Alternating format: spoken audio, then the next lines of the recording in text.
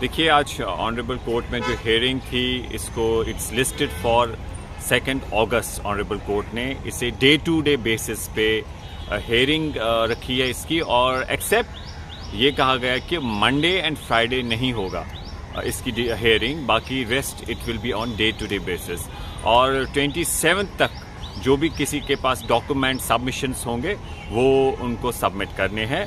और इसमें nodal officer जो है वो है मिस्टर प्रसन्ना जी, और उनके पास ये सारा जो है डॉक्यूमेंट सबमिट करने हैं।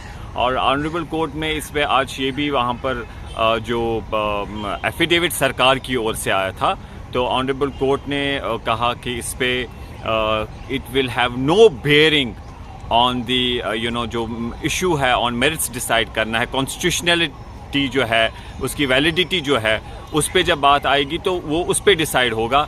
जो सरकार ने जो सामने एफिडेविट रखा है जिसमें उन्होंने कहा था धारा 370 के बाद ये अचीवमेंट्स हो गई, वहाँ पत्थरबाजी बंद होगी, तो उस पर कोर्ट ने कहा कि it has no bearing on the जो कॉन्स्टिट्यूशन ऑन मेरिट्स पे देखना है, कॉन्स्टिट्यूशनल वैलिडिटी पे जो बात होगी डिसाइड होगा कोर्ट में। ये 370 या रीऑर्गेनाइजेशन एक्ट का जो इशू है तो उस पर कोर्ट ने ये कहा। और उसके साथ साथ हमने ऑनरेबल कोर्ट से सबमिशन किया, क्योंकि जब इसमें टाइम फ्रीज हो गया था फर्दर पिटिशन फाइल करने के लिए 2019 में, तो तब हमने इंटरवेंशन एप्लीकेशन बाकी लोगों ने भी की थी, तो हमने ऑनरेबल कोर्ट से कहा, ऑनरेबल CGI साहब से सबमिशन किया कि हमें रीज़नेबल टाइम दिया जाए, जिसमें उन्होंने कहा कि आपको भी अपॉर्चुनिटी दी जाएगी। सो वी आर होपफुल कि this matter will be decided on merits.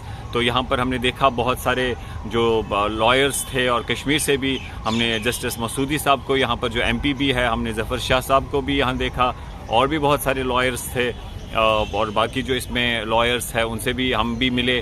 तो वी आर होपफुल कि everybody we owe an assistance to the court and rest it will be decided on the merits. We all are hopeful कि justice will be done.